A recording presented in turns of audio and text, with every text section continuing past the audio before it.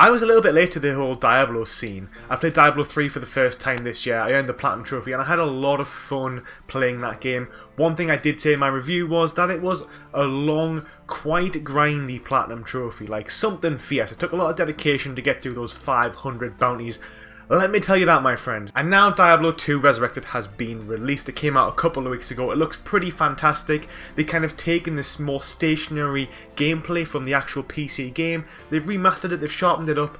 It's not as free-flowing. It's a lot more rigid, but it also has this really cool charm about it, and it looks fantastic. And overall, it's been received very well, and I do look forward to playing it someday. However, there is a big however here, and that is the trophy list. So, today in this video we're going to be going through the trophy list, and I'm going to be telling you my thoughts on how hard I think the Platinum Trophy is going to be. And although I don't know how hard it's actually going to be, I kind of tell you I think it's going to be one hell of a grind. Let's go have a look at it. Okay guys and gals, here we have the trophy list for Diablo 2 Resurrected. Now as we can already see, this is a PlayStation 5 version because it gives us a little bit more detail in terms of like tick lists and things like that.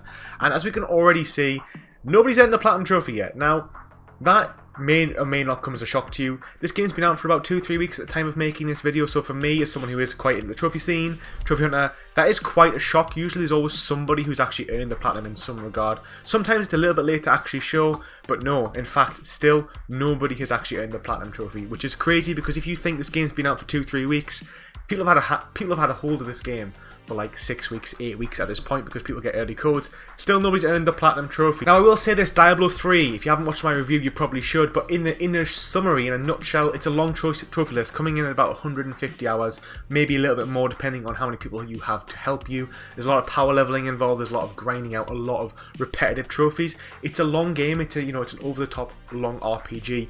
It's meant to have these type of trophies, and that's pretty much what Diablo 2 looks like it's going to have. So going down the trophy list, I can already see, straight off the bat, a couple big ones. So defeat 500 enemies, defeat 5,000 enemies. That probably wouldn't take too long. You're probably going to do 500 to 1,000 enemies per playthrough, to be fair. So they're probably one of the most common trophies. And as you can see, 85% of people who've actually played Diablo have defeated 500 enemies. We've then got 10,000, 500,000 gold, and 1,000,000 gold. Again, I'm just going off my knowledge of Diablo 3, and those aren't massive milestones. By the time you get to the end of that game, you know, you're pretty much getting 500,000 gold per run in the end game rifts. Again, putting a gem onto an item, it's pretty standard for Diablo. It's, you know, you get plenty of gems to upgrade weapons as you go, upgrade armor sets. We've then got some traditional story ones, you know, Act 1 to 5, pretty standard stuff for most games. And then also reach level 99. So the trophy's called It's Only. That's a lot of zeros. That's like what, trillions?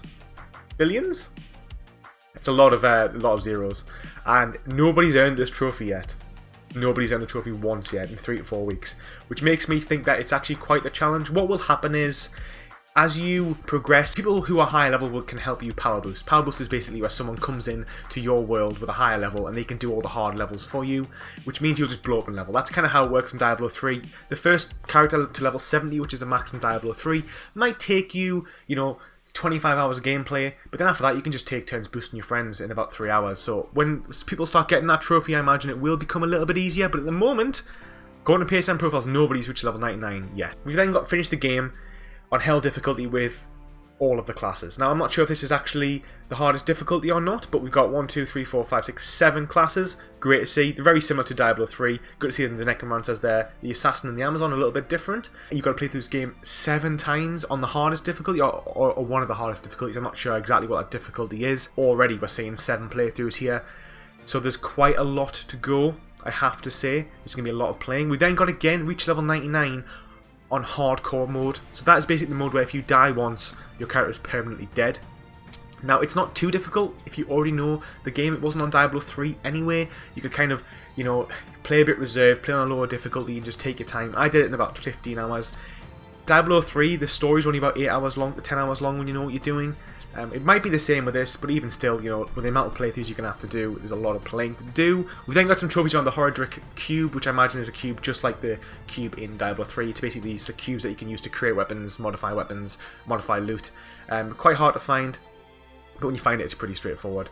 We've then got a few hiring, so these will be for the companions, hire a rogue, scout, mercenary, and iron wolf. These will be just things you'll earn in the game. Basically, when you play in single player, you can have a companion with you to help you play alongside, who you can level up as well. Quite good fun. We then got a few collectibles. sell a couple thousand items. We then got 20 player EAs. We then got to finish the game again on Nightmare difficulty. So not only will you have to finish the game 7 times on Hell mode, you'll then have to do it on Nightmare as well. And then to complete the game with each class on Hell difficulty. So that again is coming into the whole thing of playing through the seven classes on Hell difficulty. That's quite a task, I have to say. It's a lot of playing to do. You got to really enjoy this game to want to commit to this Platinum Trophy. I'm thinking now, probably looking at this already, maybe around 250 hours. I think if you've got to finish the story 7 times at 15 hours a pop, you know, that's 90 hours. Plus, you've got to get 2 characters to level 99, one on hardcore, assuming you don't die. You know, that could be another 100 hours on top of that, plus anything extra. And that's actually what coming towards the end, to be fair. So, although we've then got finishing the game, you know, with just finishing the game with a hardcore character, completing all the act quests, equipping a complete set of armor, pretty straightforward. The trophy list does look quite straightforward, but when I'm looking at it, I'm just seeing a lot of time commitment. And to be honest, even though I said 200-250 hours, I haven't played the game yet, so I can't really comment exactly on the time. But usually, people play. There's always somebody who plays a game for an excessive amount of time. There's someone who had platinum like Hades in like a week of the game coming out, which is a 100-hour game. So it doesn't, to me, the fact that no one's earned a platinum trophy in this game yet on the PlayStation 5 really makes me think it's one hell of a grind, like massive. And I'm looking at the moment, there is 4 trophies that have not been earned. One is a platinum, one's for completing the game on Hell with each class, for reaching level 99 with a hardcore character, and then reaching level 99 on normal gameplay, which makes me think it's just one hell of a grind to get level 99.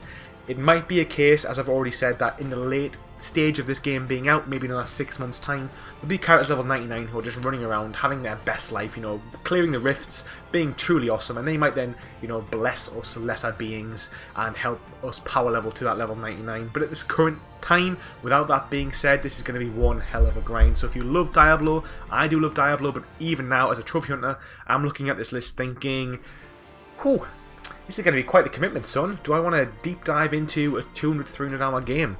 Well, if you love Diablo, you know the answer is yes. What I will say in terms of difficulty is, obviously I haven't played the game. I'm just going to go off my knowledge of Diablo 3, and it's probably around a 5 out of 10. As long as you learn the gameplay, as long as you know to keep your distance, take your time. The only difficulty really is going to be is the hardcore mode, because it's quite a drawn-out experience of being alert. However, I did reach level 70 on Diablo 3 for the hardcore character, and by the time you finish the main acts, you're okay.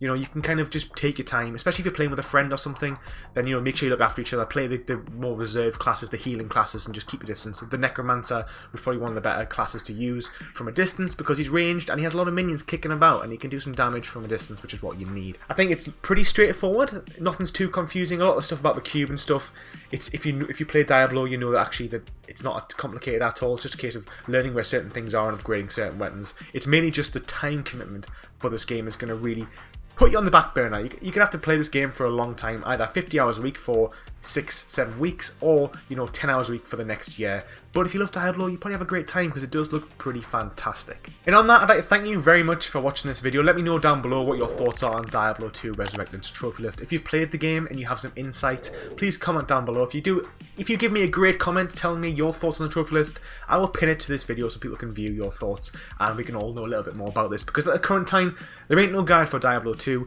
so it's kind of just like free-flowing at this time. Thanks very much for watching. I'll see you in the next video. Take it easy.